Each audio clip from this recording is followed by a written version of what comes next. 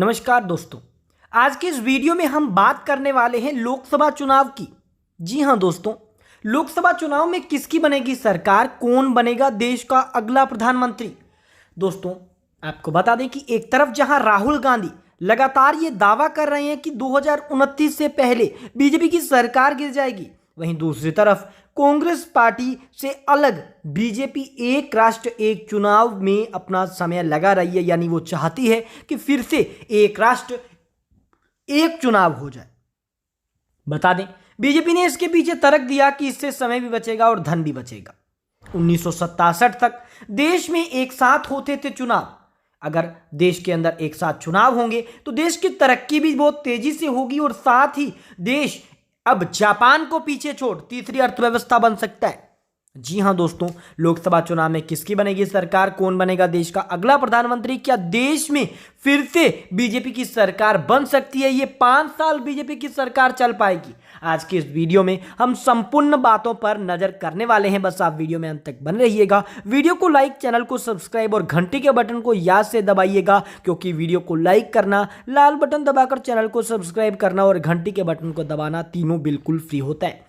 दोस्तों सबसे पहले अगर हम बात करते हैं हमारे सबसे पहले राज्य उत्तर प्रदेश की, तो उत्तर प्रदेश में दोस्तों 80 लोकसभा की सीटें आती हैं उत्तर प्रदेश में, जहां बीजेपी को सबसे अधिक उम्मीद थी। यहां से बीजेपी को बहुत तगड़ा झटका लगा। उत्तर प्रदेश में बीजेपी 44 सीटें यहां पर कांग्रेस पार्टी के खाते में उत्तर प्रदेश से, वहीं दोस्तों यहां 28 सीटें भाजपा के खाते के अंदर, 8 सीटें यहां से जा रही हैं अन्य के खाते के अंदर। वहीं अगर हम बात करें महाराष्ट्र की, जहां कांग्रेस पार्टी गठबंधन के अंदर बहुत अच्छा प्रदर्शन किया, महाराष्ट्र के अंदर कांग्रेस पार्टी ने यहां पर 33 सीटें हासिल की। 15 सीटों पर लगभग दोस्तों बीजेपी गठबंधन के खाते के अंदर जीत गई है।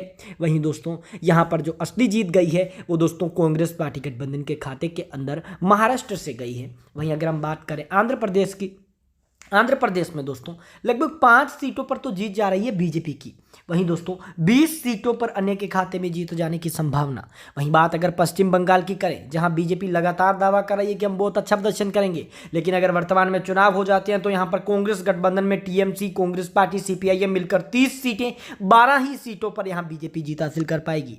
वहीं अगर हम बात बिहार की करते हैं, बिहार में दोस्तों यहां पर फिर से नजारा कुछ और देखने को मिलेगा। 14 सीटों पर कांग्रेस पार्टी, 26 लोकसभा की सीटें जो है बीजेपी के खाते के अंदर बिहार से जा सकती है। यानी जेडीयू, बीजेपी, एलजेपी मिलकर बहुत अच्छा प्रदर्शन कर सकते हैं भाजपा के नेतृत्व में। वहीं अगर हम बात करते हैं दोस्तों तमिलनाडु की, तमिलनाडु में दोस्तों 39 लोकसभा की सीटें आती हैं, जिसमें दोस्तों 33 सीटों पर कांग्रेस पार्टी गठबंधन के खाते के अंदर जीत। यानी तमिलनाडु में कांग्रेस गठबंधन अच्छा प्रदर्शन कर रहा है और 6 सीटों पर एआईएडीएमके प्लस बीजेपी भी जीत हासिल कर रही हैं। वहीं अगर हम बात मध्य प्रदेश की करें, जहां 29 सीटें बीजेपी ने हासिल की थी 2024 में, लेकिन वर्तमान में 2 सीटों पर कांग्रेस जीत हासिल कर सकती है और बाकी 27 सीटें भाजपा के गठबंधन खाते में। वहीं अगर हम बात कर्नाटका की 28 लोकसभा सीटों की करें, कर्नाटका की 28 लोकसभा की सीटों में 12 सीटों पर कांग्रेस पार्टी गठबंधन, 13 सीटों पर बीजेपी गठबंधन, 3 सीटों पर अन्य के खाते में जीत जा रही है।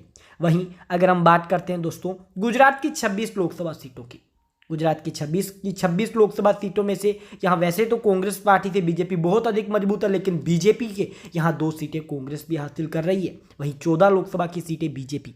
वहीं यहां पर दोस्तों आपको बता दें कि राजस्थान की हम बात कर रहे हैं। अब राजस्थान के अंदर अगर हम बात करते हैं 10 सीटों पर जहां कांग्रेस पार्टी जीत हासिल कर रही है, 14 पर भारतीय जनता पार्टी भी जीत हासिल कर रही है और 1 सीट पर दोस्तों अन्य के खाते में भी जीत जा रही है। यानी कि यहां पर दोस्तों जो वर्तमान परिस्थितियां हैं वो बीजेपी के पक्ष में हैं। वहीं उड़ीसा की अगर हम बात करते हैं तो उड़ीसा में दोस्तों 2 सीटों पर कांग्रेस पार्टी गठबंधन के खाते में, वहीं 16 सीटों पर बीजेपी गठबंधन, 3 सीटें अन्य के खाते में जा रही हैं। वहीं अगर हम बात करते हैं दोस्तों केरला की 20 विधानसभा सीटों की, 19 सीटों पर दोस्तों कांग्रेस पार्टी गठबंधन के खाते में सीटें जा रही हैं, 1 सीट बीजेपी के खाते में जा रही है। तेलंगाना की अगर हम बात करते हैं 17 लोकसभा की सीटें तेलंगाना के अंतर्गत आती हैं दोस्तों। 17 के अंदर से यहाँ पर दोस्तों 9 सीटें कांग्रेस पार्टी के खाते के अंदर, 20 सीटों पर माफ कीजिएगा 2 सीटों पर बीजेपी और 6 सीटों पर एनए के खाते में जीत जा सकती है।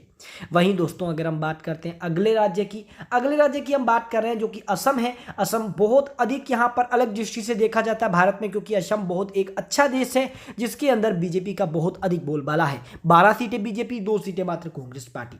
वहीं अगर हम बात करते हैं दोस्तों झारखंड में 14 ही सीटें हैं, 5 सीटें कांग्रेस गठबंधन। 9 सीटों पर दोस्तों यहां पर जो जीत जा रही है वो जा रही है बीजेपी के खाते में। पंजाब की बात करें, पंजाब में भी दोस्तों 13 सीटें आती हैं। पंजाब की 13 सीटों में से 10 सीटों पर लगभग कांग्रेस पार्टी गठबंधन के खाते के अंदर जीत जाने की संभावना। 1 सीट बीजेपी, 2 सीटें अन्य के अंदर जा रही हैं। वहीं अगर हम बात छत्तीसगढ़ की करें, 11 लोकसभा की सीटें छत्तीसगढ़ में आती हैं, 4 पर कांग्रेस पार्टी, 7 पर बीजेपी। वहीं अगर हम बात हरियाणा की करते हैं, हरियाणा में 10 लोकसभा की सीटें आती हैं जिसमें 6 सीटों पर बीजेपी कांग्रेस पार्टी गठबंधन, 4 सीटों पर बीजेपी। यानी कि हरियाणा में यहां कांग्रेस गठबंधन टक्कर लेगा और अधिक सीटें बीजेपी से हासिल करेगा। अगर हम बात दिल्ली की करें, दिल्ली जहां 7 लोकसभा की सीटें आती हैं, 1 सीट कांग्रेस गठबंधन, 6 सीटें बीजेपी गठबंधन के खाते के अंदर जा रही हैं। अगर हम बात जम्मू कश्मीर की करते हैं, 6 लोकसभा सीटों की, 2 सीटों पर कांग्रेस पार्टी गठबंधन, 4 सीटों पर बीजेपी गठबंधन। वहीं अगर हम बात उत्तराखंड की 5 सीटों की करें, 1 सीट कांग्रेस गठबंधन के खाते में, 4 सीटें बीजेपी गठबंधन के खाते में। अगर हम बात हिमाचल प्रदेश की 4 सीटों की करें, हिमाचल प्रदेश की सभी 4 सीटें बीजेपी गठबंधन के खाते के अंदर जाएंगी।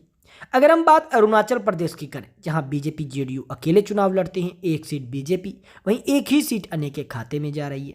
गोवा की बात करें, गोवा में 1 seat Congress party, 1 seat BJP के खाते में जा सकती है।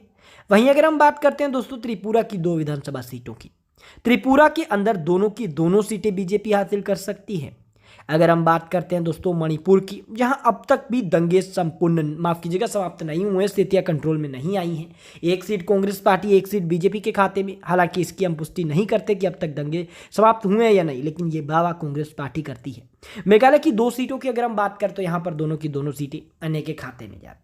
सिक्किम की 1 सीट की बात करें, यहाँ पर सिक्किम के अंदर जो 1 सीट है वो कांग्रेस के अन्य के खाते में जा रही है। वहीं बात मिजोरम की करें, यहाँ भी जो 1 सीट है वो बात जा रही है इसमें मिजोरम के खाते यानी अन्य के खाते, क्षेत्रीय पार्टियों के खाते में। वहीं बात हम करते हैं नागालैंड की 1 सीट की, तो ये सीट भी अन्य के खाते में जा रही है। कुल मिलाकर यहाँ पर अगर हम बात करें अब अंतिम केंद्र शासित प्रदेशों की, जो भारत के अंदर बहुत महत्वपूर्ण है, केंद्र शासित प्रदेशों की 6 सीटों की बात करें तो इसमें 2 सीटों पर कांग्रेस गठबंधन के खाते में जीत जाने की संभावना है। 3 सीटों पर भारतीय जनता पार्टी के खाते में जीत जा सकती है और 1 सीट अन्य के खाते में जा सकती है।